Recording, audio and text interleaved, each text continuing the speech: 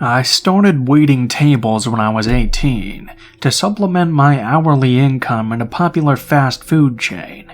Soon enough, I became well acquainted with an older man named Tim. He was probably in his early to mid-60s and very obese. He would regularly come in to the little diner that I worked at, and was a regular prior to my employment there even. The other younger females who worked in the restaurant didn't like to wait on him because he was kind of weird and had a creepy, overly excited and animated type of vibe. I didn't mind though because it was a guaranteed $5 to $10 every day. I was pretty good at talking to people, good at putting up with bullshit, and used the adjective unfuckwithable to describe myself, so I happily entertained him in the family-friendly environment. The first thing he would do was make cartoons on the computer and excitedly give them to me and other servers. The other servers were uncomfortable with it, even though at this point it was all very innocent. It was just some generic clip art that maybe had everyone's names written by each character. Still, some servers were uncomfortable enough that management had asked him to stop bringing them in. He asked me if I liked them, almost in an unexplainable childlike way, like he was seeking my approval. So I told them they were cute and fun. It seemed they were harmless enough, and I could tell that making them and gifting them made him genuinely happy. I figured it was past his time during the later part of his life. He was unmarried, had no kids, and his daily hobby was visiting different women at different restaurants, some of them older, some of them younger like I was. He would regularly talk about the lives of the other waitresses he would visit, and though I hadn't met any of them, I genuinely felt like he knew them. I figured he was just a very lonely man, and there's nothing wrong with that. He would call me Sunshine and try to offer advice where it wasn't warranted or solicited. I wasn't afraid to respectively but aggressively put him in his place. I remember one specific occasion that he tried to criticize my relationship with my boyfriend. It was like what you'd think a super conservative grandparent might think, expressed to me as if he was my father, and providing me life-changing insight to put me on the right path, though I wasn't on a wrong path in the first place. I was a full-time student, full-time employee, fully supported myself, and had a good attitude and outlook on life, hence the adjective, unfuckwithable. Anyway, I kinda put him in his place so hard and so fast that he turned extremely sheepish and childlike. He transitioned from trying to be a father to acting like a child who needed mom's approval. The next time he visited, he had a hand-carved woodworking that he had made with my boyfriend's initials on them as a sort of apology. He would buy me packs of gum and mints, and tape-printed photos of himself with a scolding look and the caption, "No smoking, sunshine," to try and deter me from cigarettes. I've since quit, without his help. Everyone else thought it was creepy, but whatever, right? Through the first year of me being his waitress, his gifts and actions got progressively more expressive. He started to write poems and short stories that had very bad grammar, and were so elementary that they were almost painful to read. But he told me he just started to try it out. I encouraged him. He was lonely. He needed a pastime. I had no problem with him writing these little Hallmark-style poems and giving them to me. The slightly off-putting aspect to this was that all of the poems and stories, they all had a general theme of love and family. Also, I think it was around this time that he started to look at my Facebook page regularly.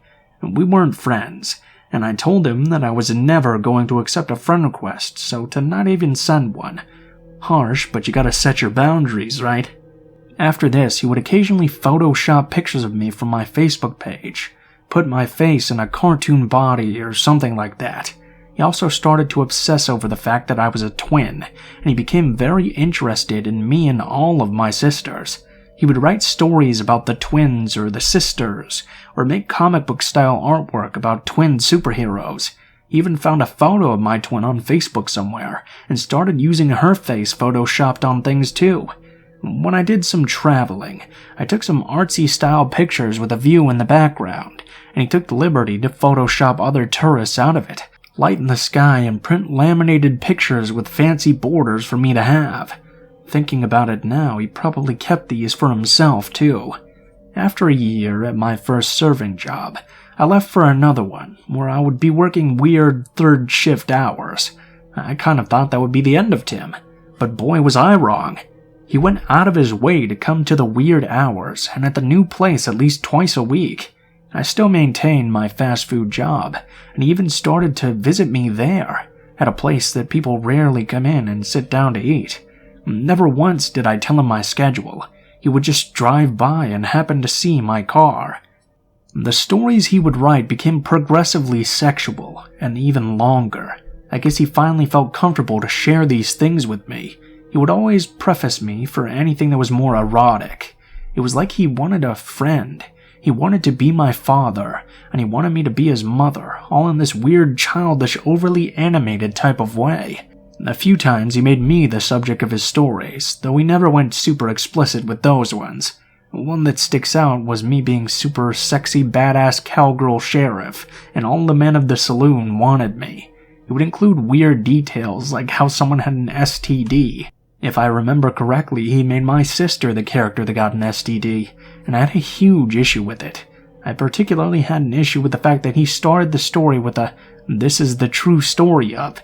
He rewrote the entire story after without changing anything, except for putting "this is not a true story" and "who did not get an STD."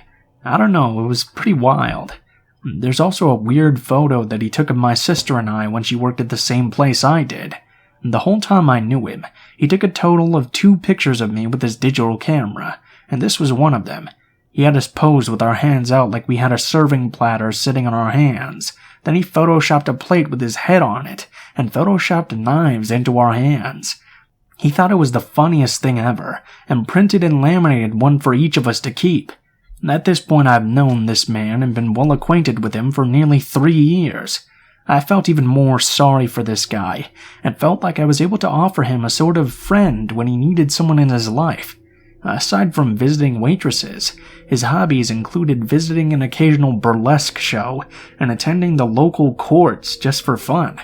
I was very aware that something was off about him, but I was okay with it because though it was hard to pinpoint exactly, I understood that he would never, or could never, given his size and fitness, hurt me. Admittedly, this was a fault of mine as a server. I'd ended up offering more than food, and I accidentally became a psychiatrist. There was a mid-20-year-old with autism that I became good buddies with, despite him offering me money every once in a while for a blowjob. There was a 40-year-old man who thought he was going to marry a stripper half his age after he gave her all of his savings and sold his Mustang to give her more money. There was this paranoid 50-year-old schizophrenic man who had clearly never been diagnosed or received any help. I was honored to be the person he felt comfortable practicing his social skills with. I don't know, I digress. I guess I just want to be transparent that I was aware of all these red flags, but I decided that I was okay with it. But then things really crossed a line, though in hindsight, they were probably already past it. When I got engaged, he would ask me stuff like if I'd let him hold my baby when I had kids. He'd started to write stories and make cards and cartoons from my fiancé's perspective. He would say things like, "I bet this is how Luke feels about you." He would also do it from a mother's perspective, saying things like, "It must be a mother's dream." I mean, at this point, he was seriously making me so much stuff, be it cartoons, pictures, or stories, that he would bring it to me in this manila folder, and it would be along the lines of fatherly, motherly, childish, silly, sexual, romance, etc. I decided to keep the folders in my filing cabinet just in case there was ever some type of case against him that needed evidence. My fiancé and I had an open dialogue about Tim, and at this point we decided that it was best to cut him off. I was also looking for a new job to get off the wacky hours I was working, and the timing seemed to work out just right. Tim was also regularly sending me applications to all restaurants he wouldn't mind going to, so yeah, there needed to be a break. My fiancé wanted to talk to him so I didn't seem like the bad guy, and all contact was cut. He respected it, to an extent.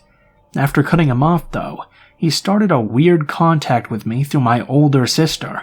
She was a server at another restaurant that he frequented, though she avoided him and asked to never serve him given his interactions with me. She was also engaged, and her wedding date was approaching. He wrote her letters and made her cards with words that were way too heartfelt coming from a stranger regarding our marriage. Anyway, Tim decided to ask a few of the other servers if they were planning on going to the wedding. 2 of them were, and upon hearing this news, Tim described me in detail and asked the other servers to try and take pictures of me for him. When I heard this, it was about 6 months after I had cut him off.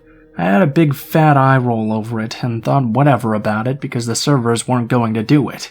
He was still respecting our request not to contact me any longer. It was also relevant to note he'd been blocked from my Facebook, which I hadn't even actively used in 2 years or more anyway. Prior to the cutoff, even shortly after the cutoff, he still sent me multiple messages on Facebook every day. From something as simple as "Good morning, sunshine" to intricate and extensive stories. A timeline reminder before the punchline. I first waited on him around May 2015. He followed me to my next job, my next long-term fast food job around the middle of 2016, and continued to follow me after. I cut him off around February or March of 2018. When I was cleaning out my filing cabinet in December of 2019, I decided that I could finally throw away all the weird, creepy, unsolicited artwork. It had been nearly 2 years with no issues, no attempt to contact, and the stuff was just cluttering up my space. And last week, as I was sitting in my living room, a recognizable vehicle parked outside of my driveway, on the wrong side of the road. The man was in his car with his windows down, and suddenly I saw a flash. I quickly grabbed my glasses to try and discern what the fuck was going on. I see his familiar, childish, overly animated smile. I recognized his hair and facial hair, and realizing the shirt he was wearing was the exact same style as the shirt Tim wears. I realized I recognized the vehicle, because it was the same vehicle that would pull up to my place of employment 3 or 5 times a week for almost 3 years. Flash. I realize it's Tim, outside of my motherfucking residence over 2 years later, taking pictures of my home with that digital camera that he took my picture with twice before in the past. What a motherfucker. An update on this. I've spent nearly 3 hours trying to investigate any leads relating to a previous record. He has a very generic name. The fact that his old Facebook name wasn't his real name also complicates my investigation. He no longer has any presence that I can pinpoint or locate on Facebook. I tried to reverse image search all of the photos he sent me via Facebook Messenger, but I found nothing that linked back to him. Almost every poem and story he wrote, he signed with his first name and his last initial, along with the year it was written. There was one document I had in my file cabinet that he had printed his real last name on, and I committed it to my memory for years. I was very consciously aware of it, as the only possible trace of who this man really was, if I ever needed to know. I have a 95 to 99% confidence that I have his last name right. But even still, I've exhausted the search for any similar last names that it could possibly be. No leads on sex offender or criminal databases. No birth records. No articles. No leads at all on even locating the man. To that point, to be fair, his name is so generic it might as well be Smith. I can't find any record of a person with his name in my county, or any of the surrounding counties, which is kind of alarming. I'm starting to really consider if the name I know him by is just a pseudonym or pen name to keep his anonymity, or maybe he uses his middle name as his first. Something along those lines. I don't know. Maybe he's not as innocent as I first thought.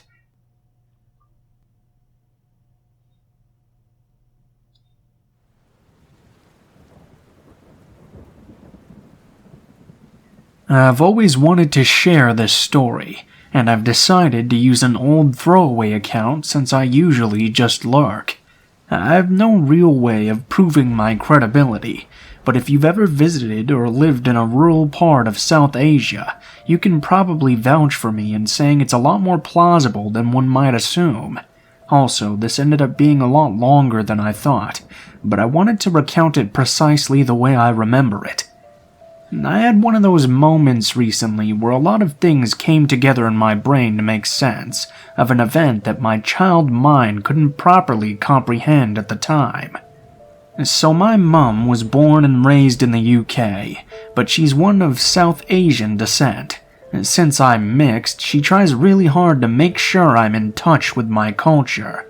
This meant that as a child, we made a lot of frequent visits back home.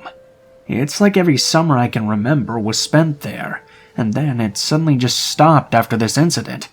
My mom's family back home live in an extremely rural part of the country. There's a lot of poverty surrounding our family home, so we rarely left our relatively nice part of the village. I was never allowed out to explore, and coming from the concrete jungle that is London, I was always so curious. I am going to explain what happened on this one particular day, the way I remember experiencing it, and then I'll explain what I failed to realize at the time. I was about 8 at the time. One of my uncles from a neighboring village would often visit with his children, and when they did, my mum would let me go with them to a small hut-like shop that sold sweets and snacks about 15 minutes away from the family home. My cousins were 11 and 19, both male, and it was broad daylight.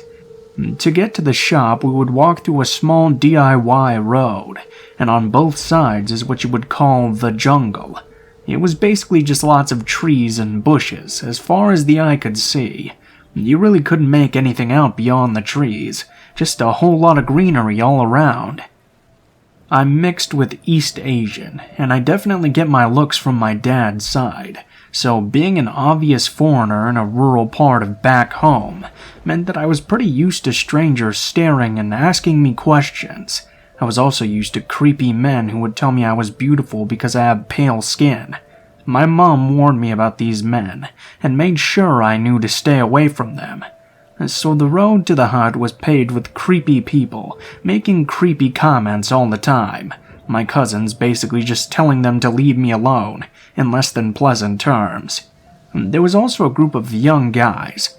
Some of them had motorbikes, and some were just chilling. One of them waved at me. He seemed friendly enough, and I had met so many people that my mum was convinced I must remember from last time that I had zero recollection of. I just waved back and went about my day. Once we got to the hut, we immediately started losing our self-control with the snacks. The owner was super friendly, and he let us try a bunch of the sweet mishtis he had. He also had kulfi ice cream for the first time. I distinctly remember being really excited, because my mom and one of the ladies that worked as a cook both loved that ice cream. I thought it would be a pleasant surprise for them. I asked for 3, and the nice man gave me 4, so my hands were full and they were quickly melting. He told me, run, go home, quickly. And I told my cousins I would get a running start, and once they'd finished they could catch up with me. I would still be in their line of sight, plus it was daylight and it was a busy road. I started to run back. There were a few older aunties that stood at the top of the road, and something about their presence gave me a sense of security. I felt a lot safer knowing they were there, and paired with the fact that my cousins were able to see me clearly, I felt comfortable enough to just walk back pretty leisurely, minding my business, eating my ice cream. I passed the group of guys, and the one that waved at me came right over. He said I was X's niece, right? X being my uncle. He jokingly took one of my ice creams and said, "Look, she's got an ice cream for Mama." Mama means uncle in our language, and so I just assumed that he was a friend of my uncle's. He asked me when I'd arrived and how I was finding the country. He was so friendly and he didn't look anything at all like a stereotypical creep. When I said I was going to go home, he said, "Why don't you let Uncle take you? You can ride on my motorbike." I think that's when something clicked in my mind that maybe he wasn't the friendly uncle I thought he was. And that's also when I realized that I had pretty much been circled in and was now surrounded by the group. I also realized I couldn't see my cousins or the group of old ladies, which also probably meant they couldn't see me. I wish I could explain in words how helpless and afraid I was. I had all the threats in the world explained to me by my mom, in a country where I knew I was vulnerable and had to be cautious, and I still managed to find myself in a dangerous situation. Luckily, my cousins came running and shouting, probably because I was their responsibility. The men all ran off into the jungle. This creeped me out because there was nothing in that jungle. It was all just trees as far as I knew, and I knew that it would be nearly impossible to find them again and all of that. We caused quite the scene, and the villagers seemed to react as if they were already on edge. When we told my family what happened, I was basically on house arrest, and my mom refused to let me out of her sight. I was pretty shook up about the whole situation, and so honestly, I was kind of grateful for that. I put it down to my paranoia, but at the time I would get overwhelming feelings of being watched. Our village is quite small. Amongst them, it's an everyone knows everyone sort of thing. My uncle was also a pretty big community figure, and he was very well known amongst the villagers, which is why the men probably put 2 and 2 together that I was his niece. Having foreign family over is usually a pretty big deal, and having a niece that's mixed race is also a very big deal. I'm sure word got around. He realized that there were a group of men on motorbikes who would frequently go past our house. They stayed a decent distance from our home, though, and they weren't anyone we would have known. It's creepy to think now about the lengths they were going to. A couple of days before we were due to fly back, I had my second, last, and worst encounter with this particular friendly uncle.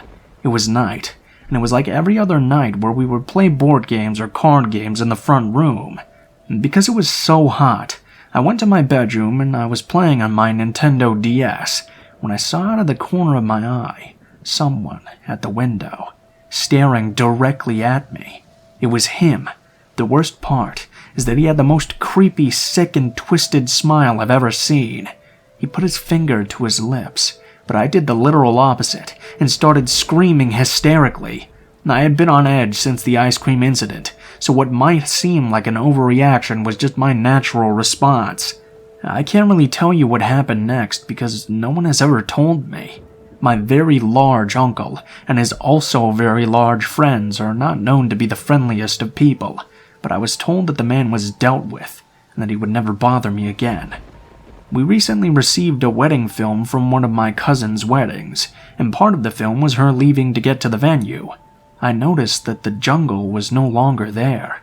It had basically all been cut down. For the first time in my life, I could see beyond the greenery. That's when my mom explained to me that my uncle had cut it down not long after that particular visit, because of the head cutters. It sounds even more sinister in my language. My entire life, I've been wondering what would have happened to me if I had gotten onto that motorbike, but now I know with reasonable certainty what his intentions were. You see, during that time, a gang had been kidnapping beggar children. It took a while for the village to realize because it's not unusual for beggar children to go missing in that area. When we were there, people were vaguely aware that it was becoming a trend. A couple of months later, a head was found. It became known in our village, but people tried to keep it quiet to avoid getting a bad name. The problem went away once a lot of the greenery was cut down, so that there was nowhere left to hide, but it was also when they realized the magnitude of what had occurred. The weird thing is, I've known about the head cutters for a while. I knew it was something that had occurred in our village, but for some reason until recently I never put 2 and 2 together. Now that I have, though, I often think about what nearly happened to me, but more importantly, what happened to more than a handful of children in our little village. I think a lot about the fact that beyond our relatively small circle, no one thinks about them. No one is even haunted by their deaths.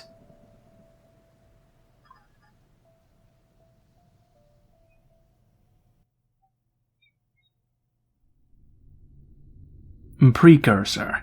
I've aged since this time, and I do not fall for these tricks as easily as I did back then. I still hope for the good in people, but I usually doubt it's there, at least for a while. I went to beauty school just after high school, so I was just learning what it was like to be an adult, work, go to school, and socialize all at the same time. If you've ever gone to a beauty school, you know the hours are pretty lengthy, and it's a lot of work in a short amount of time. You also know that it's mostly crammed with a lot of women of different ages, and just a few boys. If there's a straight man in school and he's even mildly attractive, obviously considering you're attracted to that type of person, most women in school are just so at awe, because it's the only male person we're seeing during most of our weeks. That takes me to Dave. A few years older than me, tall, drives a Ducati to school, mysterious and handsome. Every girl was always putting on a little extra makeup, turning their hips towards him, flirting when he was around. He was cute, quiet, and he always knew what to say. I wasn't as interested in catching his eye, till he randomly asked me to meet up with him for a bite one day after school. I was single, needing to experience dating for the first time, and he didn't seem that bad to hang out with. Things started off very sweet and genuine. He'd send goodnight texts, joke with me at school. It genuinely seemed like he wanted to hang out more and more. We'd go to bars, and he knew everyone, so I could just get right in. I was underage at the time. We'd go eat, see shows, two-step, drink. I felt like I was starting to feel like an adult, enjoying the life and being wooed by a handsome, slightly older man. We'd drive around on his bike. He'd take me to nice, quiet dinners, always offer to pay. He even did little things like hold his arm out when I walked downstairs or off a curb. I'd never experienced this type of gentleman before. But as quickly as the sweet dates came, so did a very weird, calculated, and controlling behavior. He would start to ask me why I didn't smile with my teeth. Was it because I was embarrassed of myself? He would sit behind me working at school and taunt me about how slow I was. He'd say things like, "Don't sit like that," or "Say things that way. That's not what ladies do. And I'm a lady, right? Don't wear that lipstick, it's trashy." But I guess, maybe I was being inappropriate. Maybe he's right. I should act more like an adult than a child. Be better at school, look more like an adult. He brought me to his house one night, a place he rented a room from. Suddenly, this stoic Edward Cullen type turned into a person I didn't recognize, outside of the random mood shift.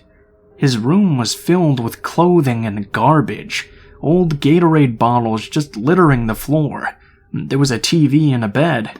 Of all the things I could really make out in the room, he brushed dirt off of his bed for me to sit down. We hung out for a while, and he oddly confessed that he never brushed his teeth. Okay, well, looking at this room, I could definitely believe that. He also mentioned that he would always just buy new clothes when he needed them, and never wash the dirty ones. He just left them laying around. And this was all in the first 2 to 3 weeks. Kind of a red flag if you ask me. The lights were off at one point, and we were watching a show.